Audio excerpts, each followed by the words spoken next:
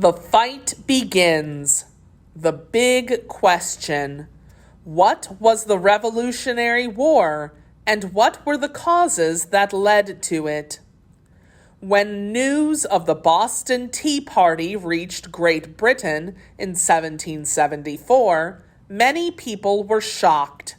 Many members of the British government were furious. They made a decision to punish the people of Boston. Over the next few months, Parliament approved a series of new laws. The Boston Port Act declared that Boston Harbor would remain closed until the colonists paid for the tea that had been destroyed. No ships were allowed to enter or leave without British permission. The Massachusetts Government Act declared that the people of the colony were now under stricter control in terms of meetings and electing their own officials. From that point on, the British king and his ministers would make all decisions about which colonists would serve in important positions in Massachusetts. The Administration of Justice Act made new rules for trials. Bostonians accused of a crime would no longer be tried in Boston by fellow Bostonians. Instead, they would be sent either to another colony, such as Canada, or even to London. They would also be tried in a special admiralty court by a judge handpicked by the king. The Quartering Act declared that the colonists had to provide quarters or temporary places to live for the British soldiers stationed in the colonies. The colonists also had to provide supplies such as food, bedding, candles, and firewood. This was significant because the British government was getting ready to send more soldiers to Boston. Members of the First Continental Congress gather at Carpenter's Hall in Philadelphia. The people of Massachusetts were very angry about these new laws. How could they make a living if goods could not be shipped in or out of Boston? How would they get a fair trial if they were sent to faraway courts? And how could they trust the government if all of the top officials were selected by the king? The Bostonians called these new laws the Intolerable Acts. They would not stand for them. News did not travel fast back then. People did not have television, cell phones, or email. But when people in other colonies heard about the events unfolding in Massachusetts, they became alarmed. Some were angry, too. They thought the same could happen to them. 12 of the 13 colonies decided to send representatives to a meeting in Philadelphia, Pennsylvania, known as the First Continental Congress. The First Continental Congress met in September 1774. Of the 13 colonies, only Georgia did not attend. Complaints and grievances. The 56 members of the First Continental Congress drafted a list of complaints and grievances against the king and his government. They agreed that all 13 colonies would stop importing goods from Great Britain, not just tea and other items that were taxed, but all British goods. They also agreed that unless Parliament repealed the Intolerable Acts, the colonies would stop exporting colonial goods to Great Britain. Some colonists began to think a war was unavoidable. They thought it was time to start stockpiling muskets and gunpowder. Others believed that it was not too late to patch up relations with the king and his government. Representatives from Virginia debated this issue in March 1775.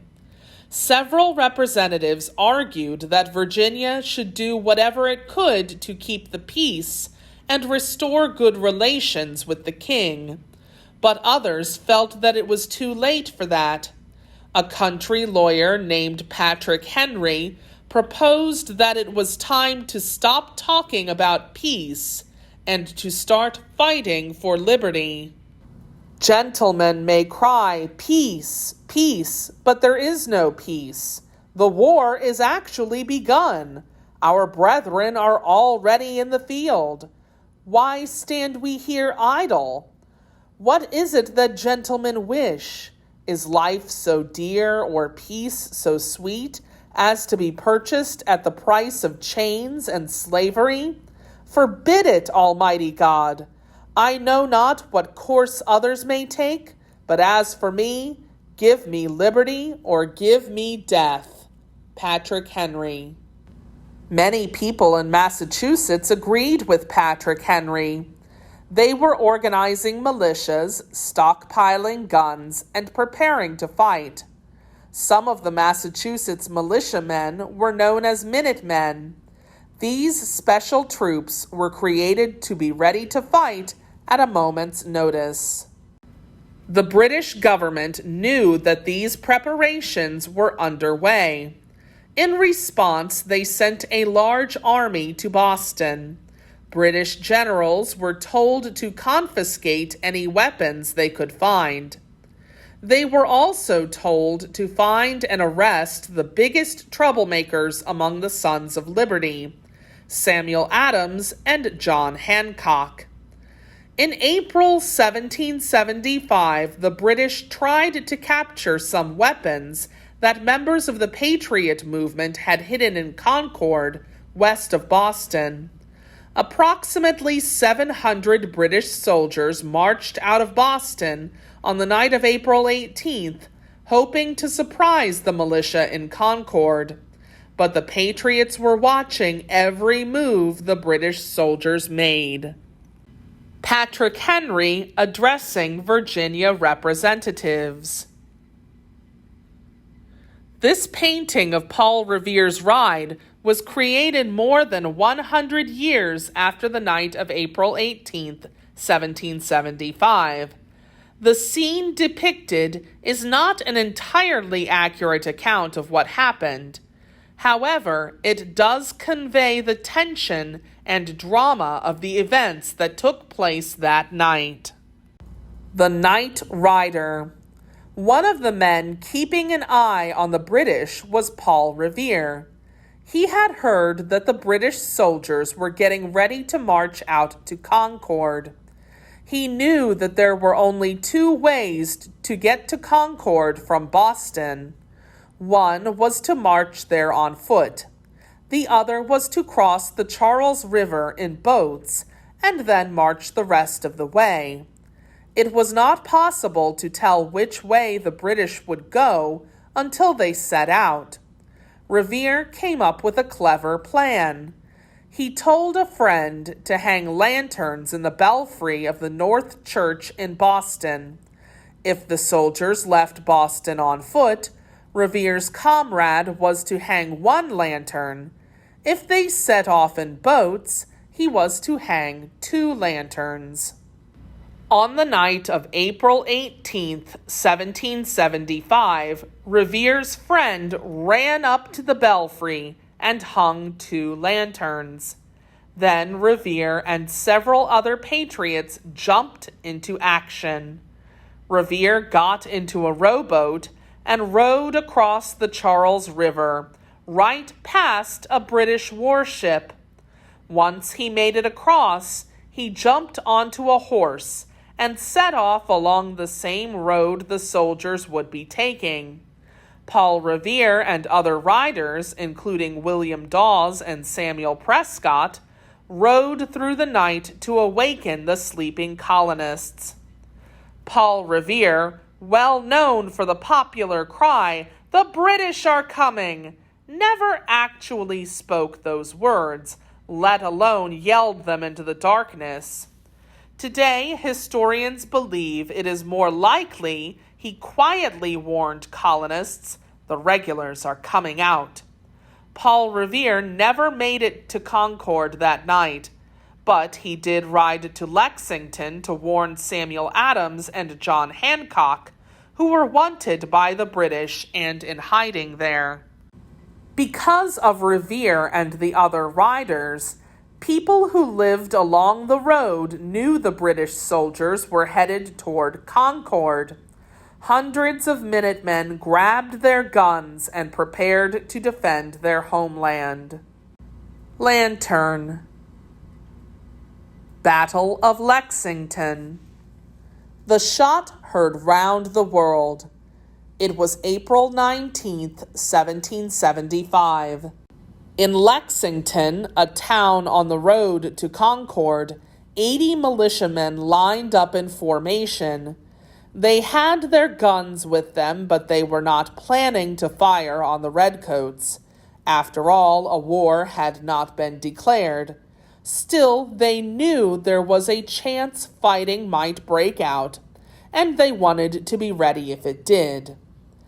As the British approached, John Parker, the leader of the Lexington militia, told his men, "Stand your ground. Don't fire unless fired upon. But if they mean to have a war, let it begin here." A British officer told the armed men to go home. According to one report, he shouted, "Lay down your arms, you rebels!" However, as the militiamen were turning to go, a shot rang out. Who fired that shot? Even today, nobody knows for sure. The British soldiers thought the militiamen fired it. However, Parker and his men said later that they did not. The shot may have been fired by someone who was not part of Parker's militia. He may have been firing into the air to sound an alarm. In any case, the soldiers thought they were under attack. They fired a volley and, in a matter of seconds, guns were flashing and smoking on both sides. 7 members of the militia were killed in Lexington that day, and 9 more were wounded. On the other side, only 1 British soldier was wounded. Next, the British soldiers marched on to Concord. They searched Concord and found a few cannons and some musket balls. By this time, word of the fighting was spreading rapidly. Hundreds of men made their way to Concord, ready to fight. One troop of militiamen met the regulars on the outskirts of Concord at North Bridge. The British fired. The militiamen fired back. Soon, the British commander decided to march his troops back to Boston. However, as the British soldiers made their way back, militiamen shot at them. The militiamen hid behind trees and stone walls. They fired on the British soldiers 1 or 2 at a time. By the time the British made it back to Boston that night, 73 soldiers had been killed, and another 174 had been wounded. As for the colonists, 49 had died, and 39 had been wounded.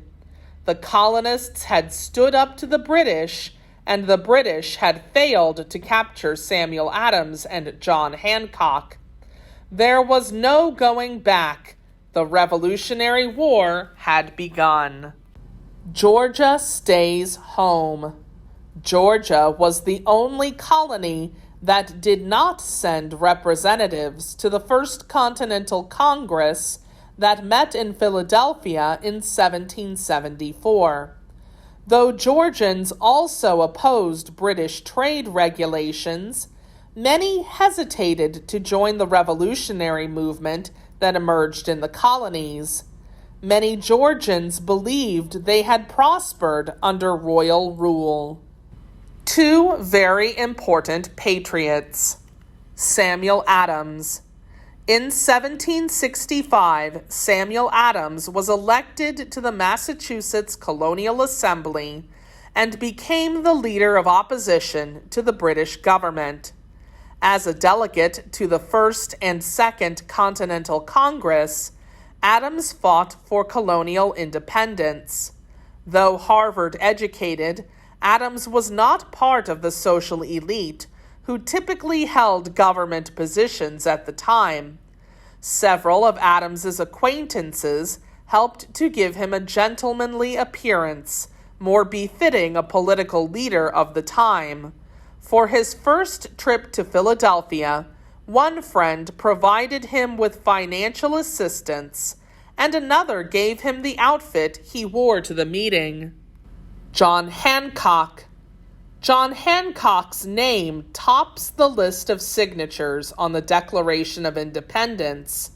His prominent signature is familiar to anyone who has seen an image of that document. John Hancock was a wealthy Boston merchant and patriot leader of the American Revolution. Following the Boston Massacre in 1770, John Hancock was one of the committee members chosen to go to the governor to demand the removal of British troops from the city. At the funeral of Crispus Attucks and other victims, Hancock delivered an address that led to an order for his arrest. Samuel Adams. John Hancock.